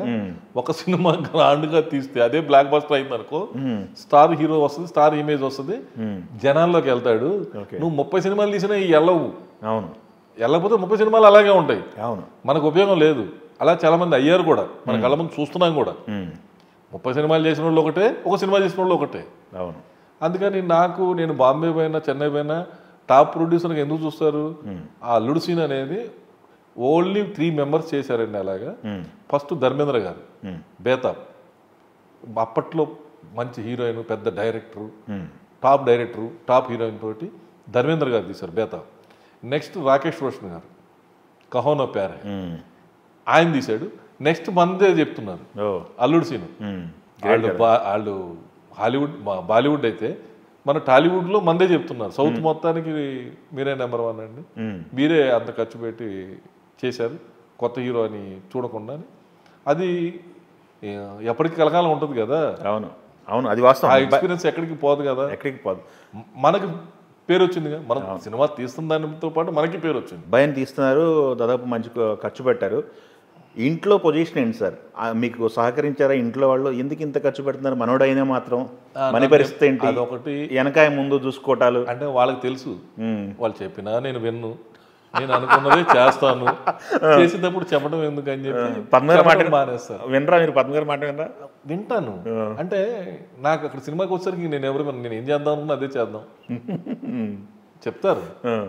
చెప్పినా మనం చెయ్యాలి ఓకే అని ఎప్పుడు మా పద్మగారు కానీ నేను కానీ పిల్లల్ని ప్రేమించే వాళ్ళం కానీ దాచుకుందాము, లేకపోతే మనకి ఫ్యూచర్ ఏంటి, మనం ఎట్లా బతుకుదాం అని ఎప్పుడు మేము ఆలోచించలేం.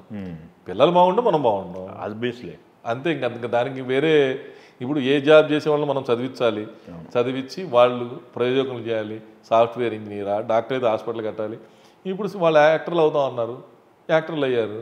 సో ఇన్వెస్ట్ మనం చేయకపోతే బయట వాళ్ళు ఎవరు చేస్తారు? ఇప్పుడు బయట వాళ్ళు చేస్తున్నారని కారణం మనం ఇన్వెస్ట్ చేయబట్టే కదా. అవును, మనం ఇన్వెస్ట్ చేయకుండా 4 కోట్లు 5 కోట్లు 10 కోట్లు తీసామనుకో అదే బడ్జెట్లో సినిమా తీసేవాళ్ళు. అంతే కదా. ఇప్పుడు 50 కోట్లు అయినా కూడా సినిమాలు బయట వాళ్ళు తీస్తున్నారనే కారణం మనం తీసి ప్రూవ్ చేసాం. ప్రూవ్ అయ్యాడు కాబట్టి వాళ్ళు కూడా ఇతను తోడు తీస్తే రిస్క్ కాదు, ఒకవేళ రిస్క్ ఉన్న సినిమా మార్కెట్ అయితే లేదా సూపర్ హిట్ అయితే మనకు రెవెన్యూ వస్తుంది. ఆడియన్ ఎప్పుడు యాక్సెప్ట్ చేస్తాడు అప్పుడే హీరో అండి ఎవరైనా. అవును, ఆడియన్ యాక్సెప్ట్ చేయకపోతే మనం 100 కోట్లు ఖర్చు పెట్టిన సినిమా హీరో అవ్వలేరు. ఆడియన్ యాక్సెప్ట్ చేశారా లేదా? టీవీలో యాక్సెప్ట్ చేశారు, థియేటర్లో యాక్సెప్ట్ చేశారు. ఫ్లాపులు హిట్ అంటారా? ఈరోజు అందరికీ హిట్లు ఉంటాయి, ఫ్లాపులు ఉంటాయి, యావరేజ్లు ఉంటాయి, యావరేజ్లు ఉంటాయి. కంటిన్యూగా ఫ్లాపులు ఉన్నోళ్ళు ఉన్నారు, కంటిన్యూ హిట్లు ఉన్నోళ్ళు ఉన్నారు, అందరూ ఉంటారు ఇండస్ట్రీలో. ఈ ఇండస్ట్రీని నమ్ముకుంటే ఈ ఇండస్ట్రీలో చెడిపోయిన ఒక్కళ్ళు లేరు. అందరినీ కళాం తల్లి ఆ భగవంతుడు బ్రహ్మాండంగా చూస్తాడు. మనం వేరే వేరే రాంగ్ స్టెప్లు వేస్తే మనల్ని ఎవడు భగవంతుడు కూడా క్షమించగాని దీన్నే నమ్ముకొని కష్టపడితే గ్యారంటీగా ఫలితం. సూపర్. అందరికీ ప్యూర్లీ వాళ్ళ ఇంట్రెస్టేనా హీరోలు అవ్వాలనేది? 100%. ఓకే, 100% పెద్ద ఆయనే అవ్వాలని చిన్నప్పటి నుంచి 5th క్లాస్ నుంచి. యాక్చువల్గా ఆది సినిమాలో ఫస్ట్ మా ఊడినే వినాయక్ ఇంట్రడ్యూస్ చేయడానికి ట్రైనింగ్ కూడా చేశాడు. తోడగొడతాం అవన్నీ తీసుకెళ్ళి షూటింగ్ దగ్గరికి లొకేషన్లో షూట్ చేశారు, ట్రయల్ షూట్ కూడా చేశారు. నేను ఇంట్రెస్ట్ లేదు, వాళ్ళ స్కూల్ తీసుకెళ్ళిపోయి నాకు చెప్పకుండా స్కూల్ని తీసుకెళ్ళిపోయి ట్రైనింగ్ చేస్తున్నారు.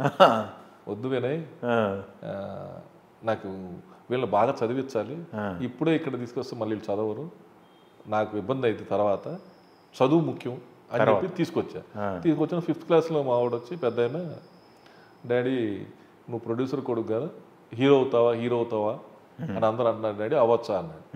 అవ్వటం అంటే మామూలు విషయం కదా నాన్న, చాలా కష్టపడాలి. మరి అది కష్టపడతావా అంటే ఏం చేయాలో చెప్పు అన్నాడు. నేను డ్యాన్స్, జిమ్నాస్టిక్స్, ఫైట్స్ ఇవన్నీ నేర్చుకుంటాను.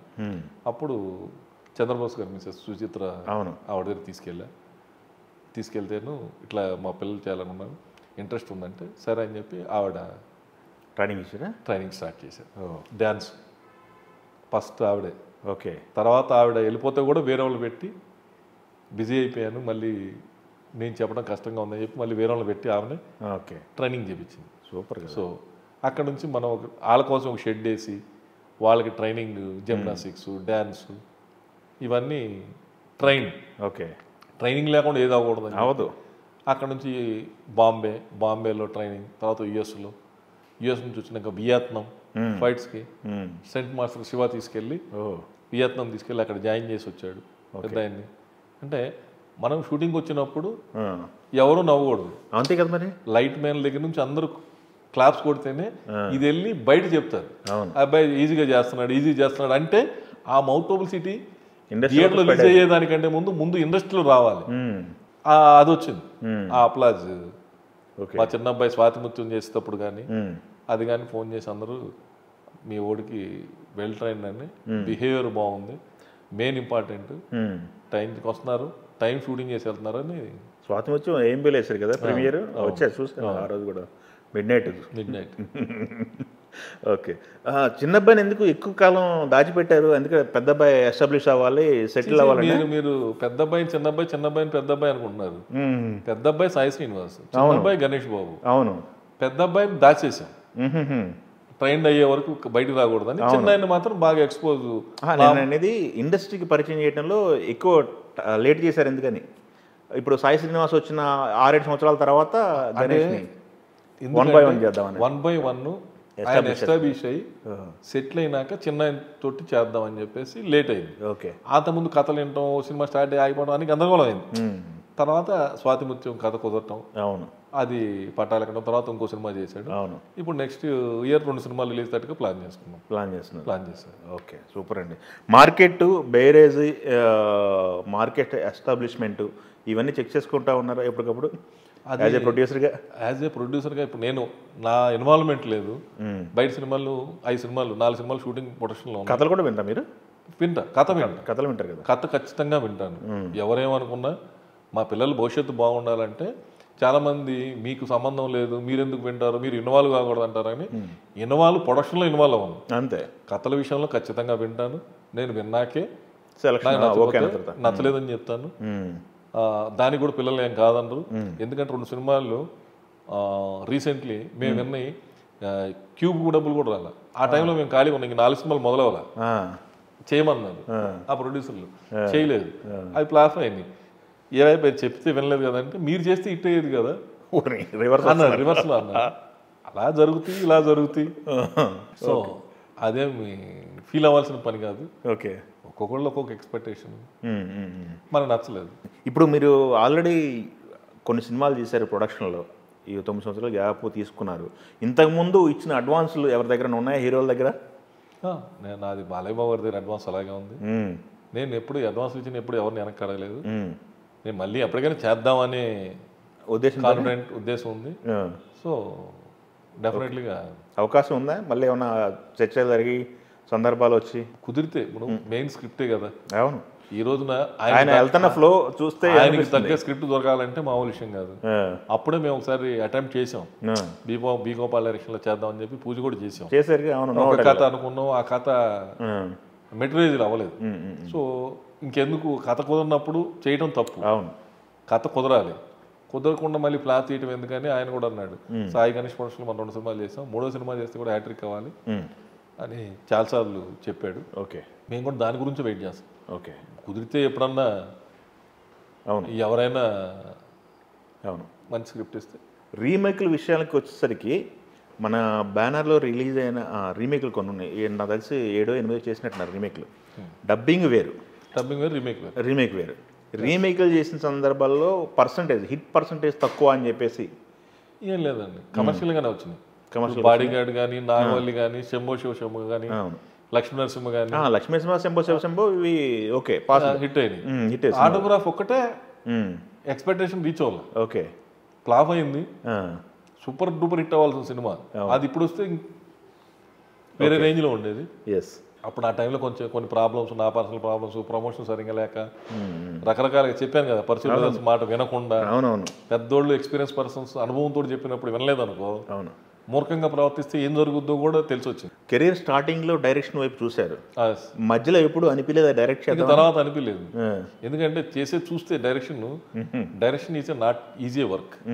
అది చాలా కాన్సన్ట్రేషన్ ఉండాలి, చాలా ఓపిక ఉండాలి, చాలా వెల్ టాలెంటెడ్ అయి ఉండాలి. డైరెక్షన్ అనేది ఈజీ కాదు. ఓకే, డైరెక్షన్ అనేది చాలా కష్టమైన పని. ఇక మీదట ఏమన్నా ఎక్స్పెక్ట్ చేయొచ్చా? మళ్ళీ మీరు నేను ప్రొడక్షన్ చేస్తాను కానీ చేయలేను. అంటే అది చాలా ఓపిక, సహనం, అది క్రియేటివిటీ జాబ్. చాలా క్రియేట్ చేయాలి. ఓకే, క్రియేటివిటీ లేకపోతే డైరెక్టర్ అవ్వలేడు. ఎందుకంటే ముందు షాట్, వెనక షాట్, తీబోయే షాట్ ఎన్ని గుర్తుపెట్టుకోవాలి. అది ఇప్పుడు మన వల్ల కాదు. ఒకప్పుడు అంటే అప్పుడు మనకి తెలిసేది. అప్పుడు ఈ మానిటర్ ఇవన్నీ లేదు కదా, డైరెక్ట్గా ఆర్టిస్ట్ని చూసేసి టేక్ ఓకే ఓకే కాదు తెలిసేది. ఇప్పుడు మానిటర్లో మనకి ఏది ఓకే అని ఏది కాదు ఇప్పుడైతే నాకు అర్థం కావట్లేదు. డైరెక్టర్కి విజువల్ ఉన్న డైరెక్టర్కి అర్థమయ్యేది కానీ మనకైతే అర్థం కావట్లేదు. ఓకే, మన డైరెక్ట్గా చూసేదానికి, ఇక్కడ చేసేదానికి అప్పుడు ఒక కెమెరాతో షూటింగ్, ఇప్పుడు 2 కెమెరాలు 3 కెమెరాలు పెడుతున్నారు. ఏ యాంగిల్ ఎటుందో కూడా మనకు తెలియట్లేదు. ఈ తర్వాత ఎడిటింగ్ ఎట్లా చేస్తారో కూడా ఇప్పుడు తెలియట్లేదు. అందుకని తెలియని జాబ్ ఎందుకు, తెలిసిన జాబే చేద్దాం. ఒకప్పుడు కథల చుట్టూ ఇండస్ట్రీ తిరిగేది, ఇప్పుడు కాంబినేషన్ చుట్టూ తిరుగుతుంది. ప్రొడ్యూసర్ అనే అతను క్యాషియర్లా మారిపోయాడు. ఈ మాటలు ఏంటంటే మీకు ఏమనిపిస్తుంది? మీరు ప్రొడ్యూస్ చేసిన కొంతమంది ఎలా ఉన్నారు? కొంతమంది అప్పుడు ఉన్నారు క్యాషియర్ లాగా, ఇప్పుడు ఉన్నారు. కొంతమంది ఇప్పుడు క్రియేటివ్ ప్రొడ్యూసర్స్ ఉన్నారు, అప్పుడు ఉన్నారు. ఓకే, ఎప్పుడు అది జరుగుతూనే ఉంది. ఎప్పుడు అలాగ అంటుంటారు కాంబినేషన్ అని, అనేవాళ్ళే కాంబినేషన్ కోసం తిరుగుతుంటారు. ఓకే, మేకర్స్ లాగా ఫీల్ అయ్యి కాంబినేషన్ సెట్ చేయడానికి తిరుగుతుంటారు. ఓకే, అప్పుడు ఉన్నారు. ఇప్పుడు శ్యాంప్రసాద్ రెడ్డి గారు అవును ఏం కాంబినేషన్లు, ఆయన తీసిందే కాంబినేషన్, అవును ఆయన చేసిందే బ్లాక్ బస్టర్. ఎంఎస్ రాజు గారు ఆయన అంతే, అవును ఆయన తీసిందే ఫార్ములా. అవును ఫస్ట్ తెలుగు ఫిలిం ఇండస్ట్రీకి ఇంట్రడ్యూస్ చేసింది సీజీలు ఇవన్నీ ఎక్కువ గుణశేఖర్ గారు. ఫస్ట్ సినిమా బాలరామాయణం, అవును జూనియర్ ఎన్టీఆర్ తోటి. అవును కానీ ఒక్కొక్కళ్ళు ఒక్కొక్క క్రియేట్ చేసి ట్రెండ్ సెట్ చేసిన వాళ్ళే ఉన్నారు. మీ పాయింట్ ఆఫ్ వ్యూలో మీరు ఎలాంటి ప్రొడ్యూసర్ అనుకుంటున్నారని నేను క్వశ్చన్ అడిగింది. ఒక కమర్షియల్ ప్రొడ్యూసర్, సక్సెస్ఫుల్ పర్సంటేజ్ ఎక్కువ ప్రొడ్యూసర్. సక్సెస్ఫుల్ సినిమాలు ఉన్నాయి, ఫ్లాప్ సినిమాలు ఉన్నాయి, మన క్రియేటివ్ సినిమాలు ఉన్నాయి, ప్లస్ పిల్లలు హీరో.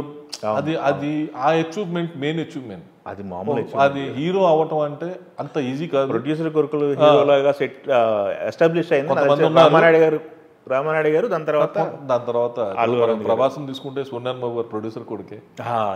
అవును చాలా మంది తెలియక అవును మాట్లాడుతుంటారు, కానీ ఇప్పుడు ప్రభాస్ సోనియాన్ బాబు కొడుకే కదా. అవును అవును ప్రొడ్యూసరే కదా ఆయన. Of course. కాకపోతే కృష్ణరాజు గారు లైసీ ఉంది కదా, లైసీ ఉంది. లైసీ ఆయన కంటిన్యూ చేస్తారు లేదు.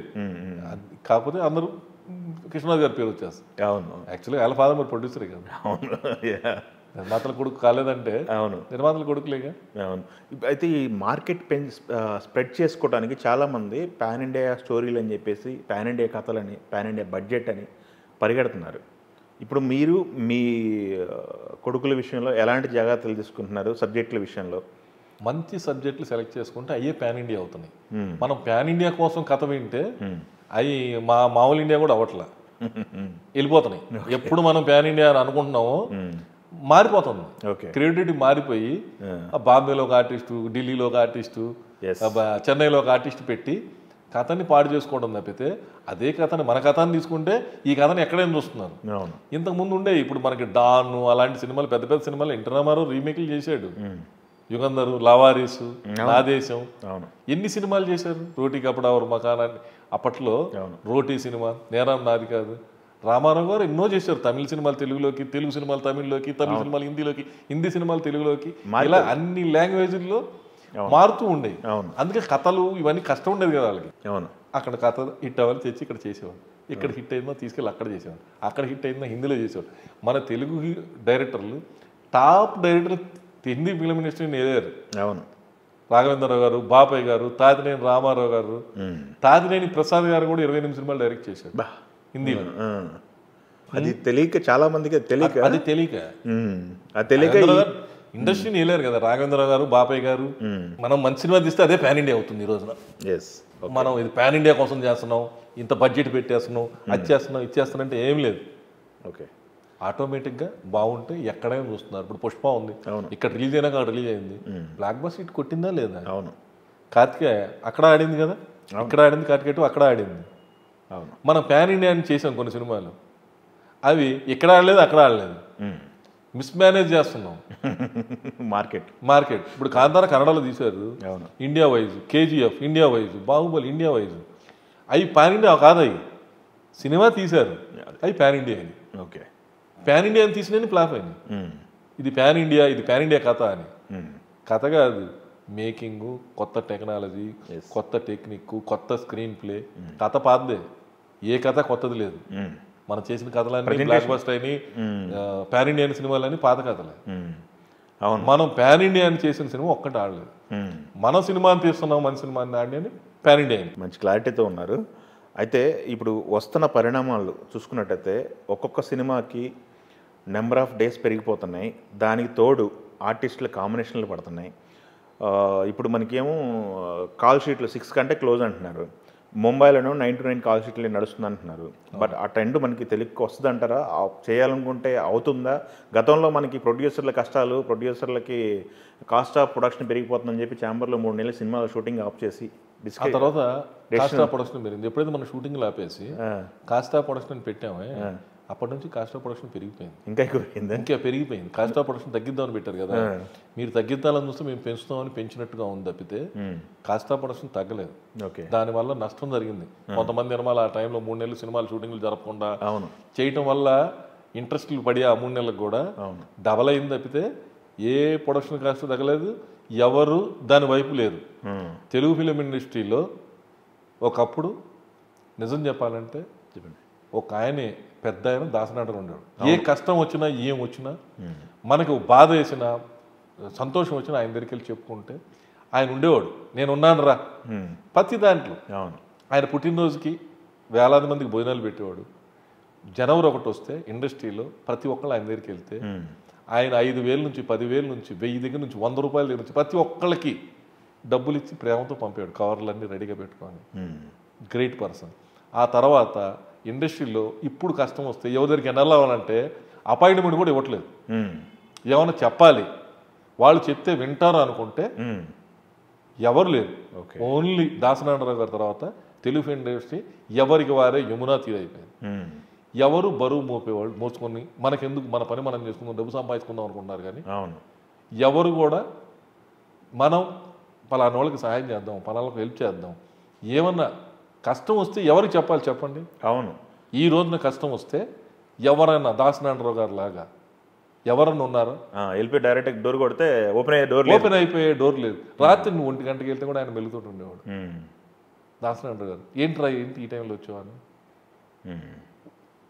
ఆయన పలకరింపు 150 సినిమాలు చేసిన డైరెక్టర్. అవును. ఎందుకు ఎవరికి కష్టం వచ్చినా, చిన్నోడి దగ్గర నుంచి లైట్ మ్యాన్ కష్టం వచ్చినా, ప్రొడ్యూసర్ కష్టం వచ్చినా కూర్చోబెట్టి సాల్వ్ చేసేవాడు. మ్యాక్సిమం సాల్వ్ అయిపోయి. ఎందుకంటే ఆయన పెద్దరికం, ఆయన చెప్తే వినేటట్టుగా, ఆయన ఎవరికైనా ఫోన్ చేసే వ్యక్తి. అలాంటి వ్యక్తి ఒక వ్యక్తి లేడు. అలాంటి పుట్టినరోజులు జనవరి 1 రోజున, ఈ రోజున ఎవరి దగ్గరికి వెళ్ళాలి అంతే. ఎవరి దగ్గరికి కన్నా వెళ్తే వాళ్ళు డిసెంబర్ 31కి ఎప్పుడు వెళ్ళిపోయారండి, 2-3 రోజులు ఎక్కడికో షికారుకి వెళ్ళిపోయారు.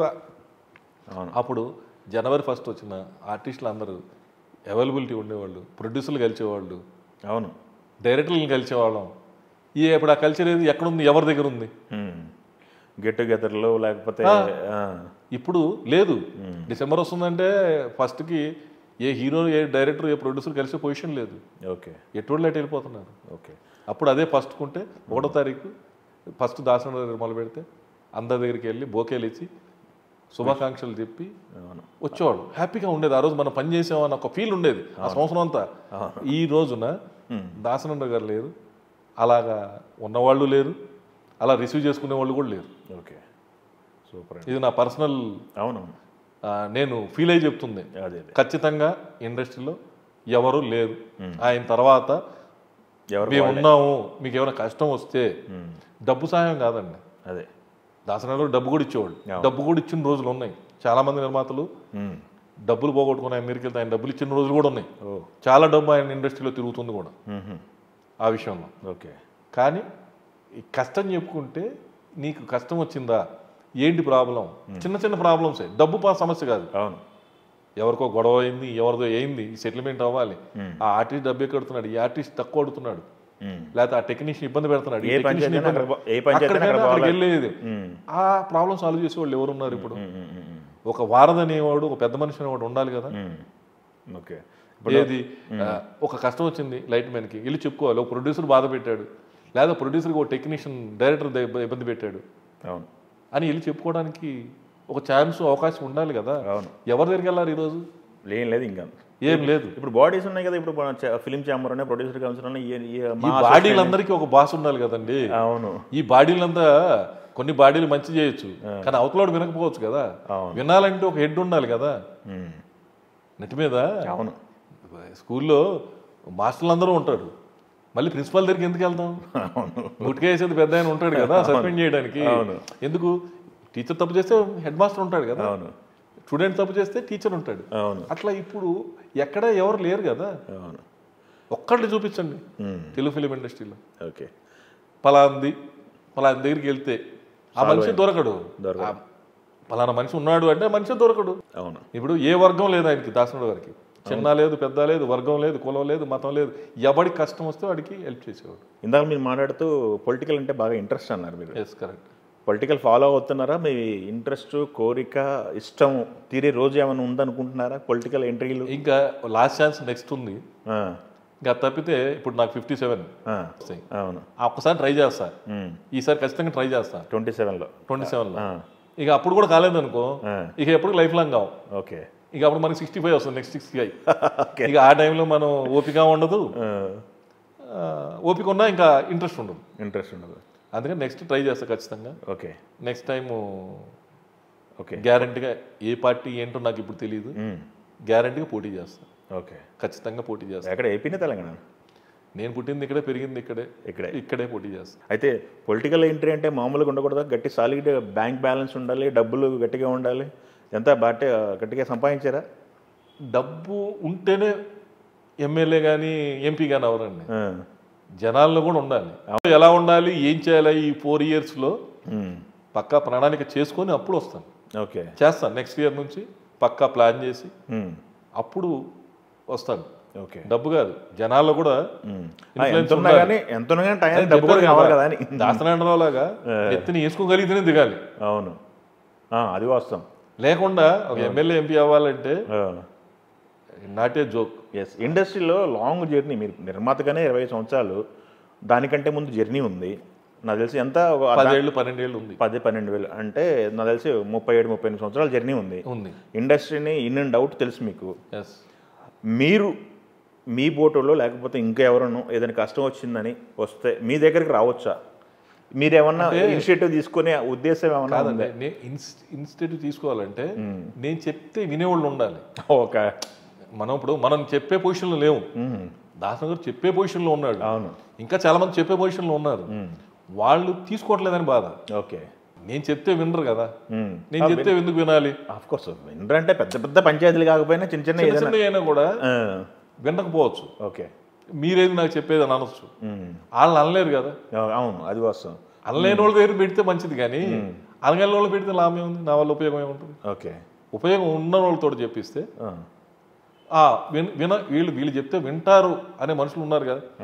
వాళ్ళు మాకెందుకులే, మాది మాకు వస్తే చాలా అనుకుని తిరుగుతున్నారు. ఎక్కువ పేర్లు చిరంజీవి గారు, మోహన్ బాబు గారి పేర్లు ఎక్కువ సర్క్యులేట్ అవుతున్నారు. నేను పేర్లు చెప్పట్లేదు. ఇప్పుడు మోహన్ బాబు గారు ఉన్నారు, ఆయన మా గురువు గారు. ఒక తిరుపతిలో పెద్ద స్కూల్ పెట్టాడు, ఇంజనీరింగ్ కాలేజ్ పెట్టాడు, ఇప్పుడు యూనివర్సిటీ అయింది.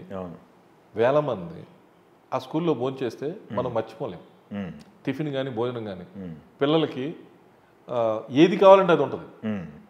ఇప్పుడు చాలా హాస్టల్లో ఒక ఇడ్లీ ఉంటే దోశ ఉంటుంది, దోశ ఉంటుంది, ఇట్లా ఉంటుంది. కానీ ఇడ్లీ, దోశ, బ్రెడ్, ఆమ్లెట్, ఉప్మా అన్ని రకాలు ఉంటాయి డైలీ.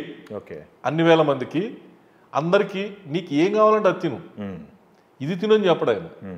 ప్లస్ ఆయన బాత్రూంలో కూడా వెళ్ళి చేయబెట్టి ఇలా తీసి చూస్తాడు. వాల్స్ కానీ వాష్ బేసిన్లు కానీ ఏలు పెట్టి ఇలా చూస్తాడు, డస్ట్ ఉందా, మెయింటెనెన్స్. అందుకే కదా అది యూనివర్సిటీ అయిందంటే అది. ప్లస్ ఆయన చాలా మందికి హెల్ప్ చేశాడు. ఎందుకని కొంతమంది హెల్ప్ చేసినా కూడా బయట కనబడదు. ఇప్పుడు ఆయనకున్న ఆవేశానికి దానికి. లేకపోతే ఆయన చాలా మంది పిల్లలకి ఫీజులు లేని వాళ్ళకి కూడా చాలా మందిని చదివిస్తున్నాడు. స్కూల్లో కానీ కాలేజీలో కానీ ఇంజనీరింగ్ సీట్లు ఇచ్చి చాలా పెద్ద పెద్ద పొజిషన్లో ఉన్నారు కదా ఇప్పుడు ఆ కాలేజీలో చదువుకున్న వాళ్ళు. ఆ ఒక రకంగా ఆయన ఒక సేవ చేస్తున్నాడు. అంతే, చాలా మంచి సేవ చేస్తున్నాడు, పెద్ద సేవ చేస్తున్నాడు. కాకపోతే కొంచెం ఆవేశం తప్పితే ఆయన కూడా తెలిసి ఎవరిని ఏమన్నా. ఆయన ఒక టైపు, రాజుల టైపు.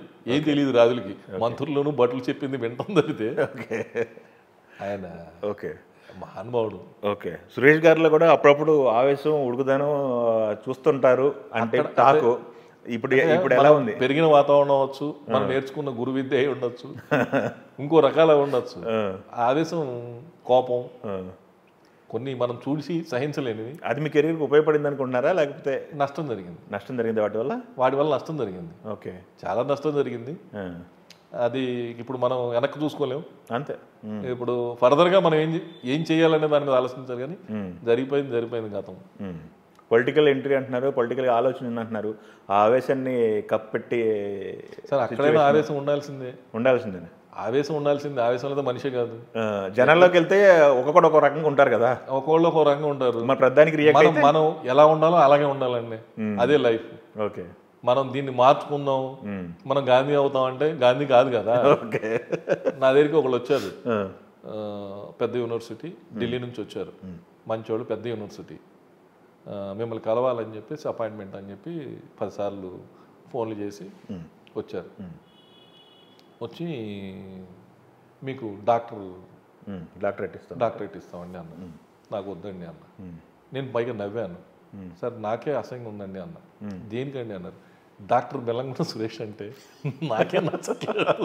ఓకే, నాకే నచ్చట్లేదు, నన్ను చూసి కామెడీ చేస్తారండి, ఈ డాక్టరా అంటారండి, వద్దండి బాబు నాకు అని స్మూత్గా రిజెక్ట్ చేశారు. సార్ మేమన్నా డబ్బులు అడుగుతాం అనుకున్నామో, మీకు డబ్బులు కాదండి, మాకు మీరు చేసిన వెనక మీరు చెప్పకుండా ఎవరు చేసిన కొన్ని తెలుసు, ఆ మంచి కూడా ఉంది మీ దగ్గర, మేము దానికి ఇస్తామని వచ్చాము అని చెప్పి వాళ్ళు టికెట్లు పంపించి అన్నీ చేశారు. అయినా నేను యాక్సెప్ట్ చేయలేదు మీరు. నాకు యాక్సెప్టేషన్ నాకు రాట్లా. ఓకే, ఇందాక మీరు అన్నారు కదా మీరు తీసుకోవచ్చు కదా అని, అది మనం తీసుకుంటే రాదండి అది.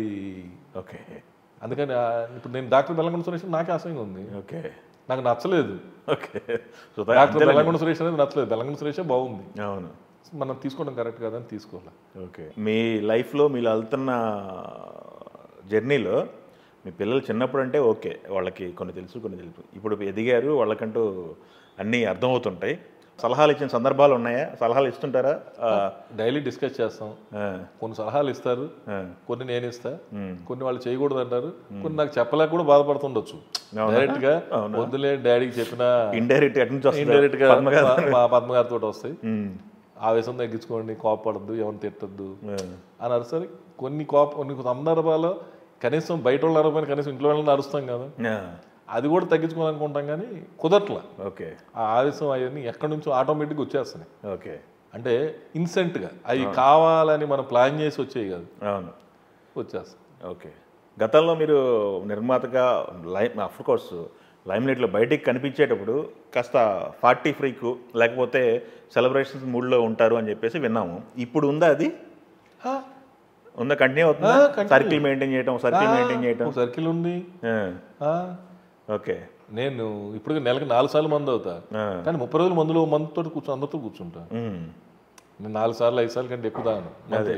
ఏం చేయాలి, ఎలా చేయాలి, ఎందుకు చేయకూడదు అనేది క్లారిటీ ఉంది. ఓకే, నేను దేనికి బానిసను కాదు, ఈ మందు లేకపోతే ఉండలేనని లేదు, మందు పలానా తాగాలని లేదు, తాగుతాను. ఓకే, నా లిమిట్ ఓపెన్ బుక్ తెరిచిన పుస్తకం సురేష్. నా లిమిట్ 3 పెగ్స్, నేను తాగుతాను. ఓకే, నేను తాగకుండా కూడా కూర్చుంటా ఫ్రెండ్స్ తోటి. ఓకే, నా 5 రోజులు తాగి మిగతా 15 రోజులు కూర్చుంటా వాళ్ళతోటి, తాగకుండా కూడా కూర్చోగలను. Okay, super. ఏది కంపల్సరీ కాదు. Yes yes. కానీ అన్నిట్లో ఒక 30-35 సంవత్సరాల సినిమా జర్నీ నా ముందు కూర్చొని మాట్లాడుతున్నట్టుంది. చాలా విషయాలు తెలుసుకున్నాను ఈరోజు మీతో, సినిమా ఇండస్ట్రీ గురించి కానీ మీ జర్నీ కానీ తెలుగుని ప్రేక్షకులతో పంచుకున్నందుకు థ్యాంక్ యూ వెరీ మచ్. ఇలాంటి పుట్టినరోజులు మళ్ళీ ఎన్నో జరుపుకోవాలని, మీ పిల్లలు భవిష్యత్తు మీరు అనుకున్నట్టు అలా సాగిపోవాలని కోరుకుంటూ ఆల్ ది వెరీ బెస్ట్ అండి. అలానే మీ బ్యానర్లో కూడా సినిమాలు అంటున్నారు కాబట్టి వరుసగా బ్లాక్ బాస్టర్లు కొట్టాలని కోరుకుంటూ థ్యాంక్ యూ వెరీ మచ్ అండి. Thank you.